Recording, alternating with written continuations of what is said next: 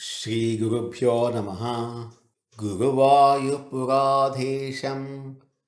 विष्णुं नारायणं हरिं वासुदेवं जगन्नाथं कृष्णं वन्दे जगद्गुरुम्। ॐ श्रीकृष्णाय परमात्मने नमः। శ్రీ నారాయణ భట్టతిరి రచించిన శ్రీమన్నారాయణీయంలోని ఉత్తమ భక్త గుణములు తెలియచేసే 3వ దశకంలోని 1-2 శ్లోకాలను తెలుసుకుందాం. ఈ 3వ దశకము ఒక అత్యద్భుతమైన ఘట్టం. మొదటి దశకంలో పరబ్రహ్మతత్వాన్ని, 2వ దశకంలో ఆ భగవంతుని దివ్యమంగళ రూపాన్ని కీర్తించిన నారాయణ భట్టతిరి గారు ఈ 3వ దశకంలో ఉత్తమ భక్తుల లక్షణాలను, అంటే భక్తి స్వరూపాన్ని వివరించారు. నిజమైన భక్తులు ఎలా ఉంటారు, వారి ప్రవర్తన ఎలా ఉంటుంది, వారు తమ సమయాన్ని ఎలా గడుపుతారు, భగవంతుని మీద భక్తి వల్ల వారికి కలిగే పరమానందం ఎలాంటిది అనే విషయాలను ఈ దశకంలో చాలా మధురంగా తెలియజేశారు. భగవంతుని కథలు వినటము, పాడుకోవటము మించిన అదృష్టం ఇంకొకటి లేదని ఈ దశకం స్పష్టం చేస్తుంది.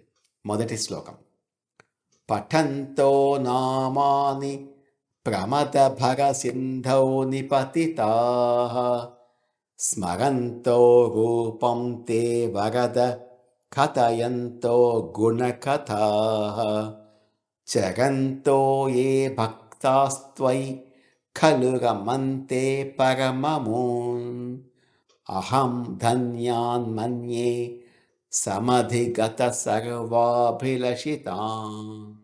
వరద, ఓ వరాలను ప్రసాదించేవాడా గురువాయూరప్ప, తే నామాని పఠంత ప్రమద భర సింధౌ నిపతితాః, నీ యొక్క దివ్య నామాలను పఠిస్తూ జపిస్తూ ప్రమదభర సింధౌ, అత్యంత ఆనందమనే సముద్రంలో నిపతితాః, మునిగిపోయిన వారై, తే రూపం స్మరంతః, నీ అందమైన రూపాన్ని స్మరిస్తూ మనసులో ధ్యానిస్తూ, గుణకథాః కథయంతః, నీ కళ్యాణ గుణాలను, నీ లీలల కథలను ఒకరికొకరు చెప్పుకుంటూ, ఏ భక్తాః చరంతః, ఏ భక్తులైతే సంచరిస్తూ జీవిస్తూ ఉన్నారో, త్వయి ఖలు రమంతే, వారు ఎల్లప్పుడూ నీయందే కదా ఆనందిస్తున్నారు. పరం అమూన్, అటువంటి అత్యుత్తమమైన ఆ భక్తులను సమధిగత సర్వ అభిలషితాన్, తమ సమస్త కోరికలు నెరవేరిన వారు అని, ధన్యాన్, ధన్యులు అని, అత్యంత అదృష్టవంతులు అని, అహం మన్యే, నేను భావిస్తున్నాను. ఈ శ్లోకంలో నిజమైన భక్తుల లక్షణాలు ఎలా ఉంటాయో కళ్ళకు కట్టినట్లు వివరిస్తున్నారు. గొప్ప భక్తులు ఎప్పుడూ 3 పనులు చేస్తుంటారు.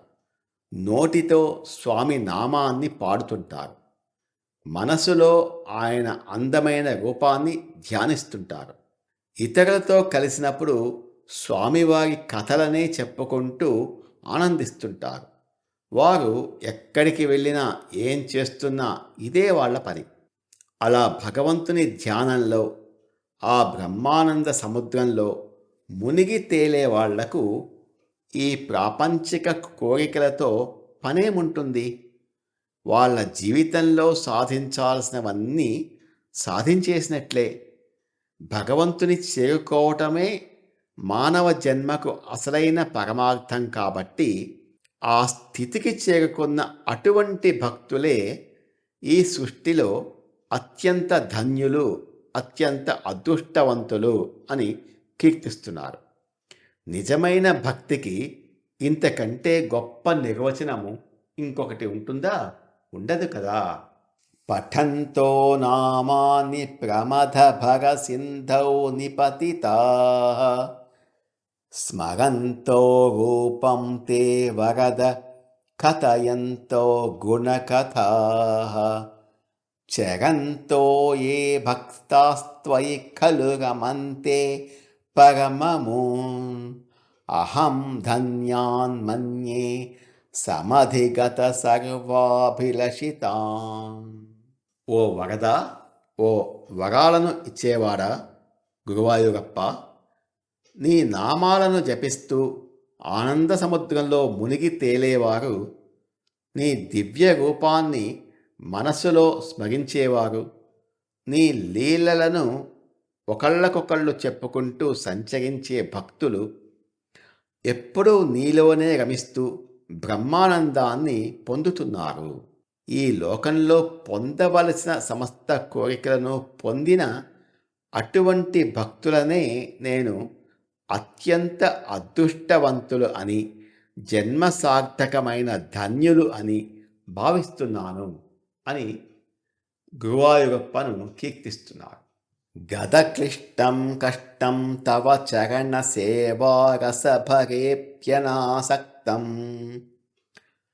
చిత్తం భవతి బత విష్ణో కురుదయా భవత్పాదాంభోజస్మరణ రసికో నామనివహాం అహం గాయం గాయం కుహచన వివస్యామి విజనే.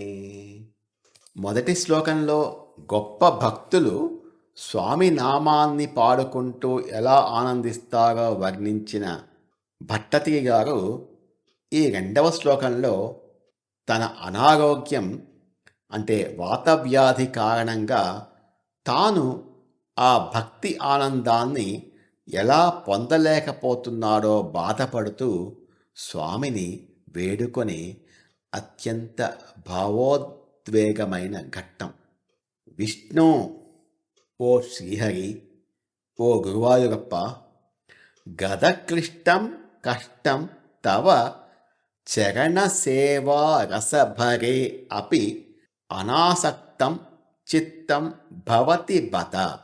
గదక్లిష్టం రోగము చేత, వాతవ్యాధి చేత పీడించబడుతున్నది, కష్టం మిక్కిలి దుఃఖముతో కూడినది అవడం వల్ల తవ నీ యొక్క చరణ సేవా రసభరే అపి పాదసేవ అనేది ఆనంద రసమునందు కూడా అంటే భక్తి అందు కూడా అనాసక్తం ఏమాత్రం ఆసక్తి లేనిదిగా లగ్నం కానిదిగా చిత్తం భవతి బత నా మనస్సు అయిపోతున్నది. అయ్యో కురుదయాం నాపై దయచూపుము స్వామి.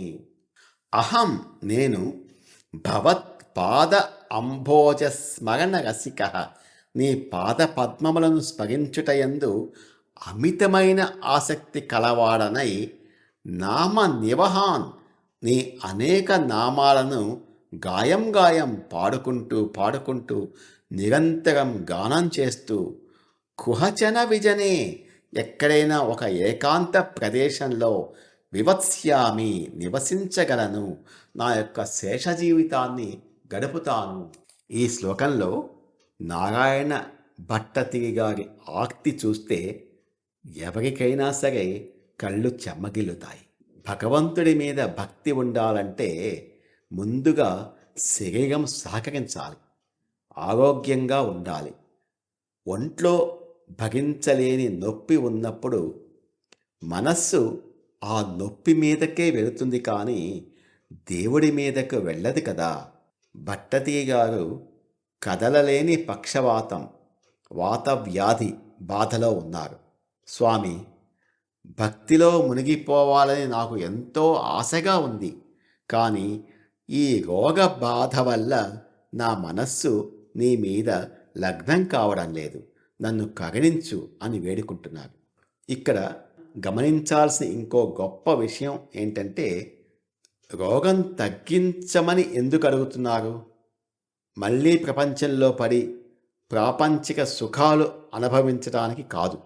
స్వామి, నా రోగం తగ్గిపోతే నేను ఎవరికీ కనిపించని ఒక ఏకాంత ప్రదేశానికి వెళ్ళిపోయి నా శేష జీవితమంతా నీ నామాన్ని పాడుకుంటూ గడిపేస్తాను అని మాట ఇస్తున్నాడు.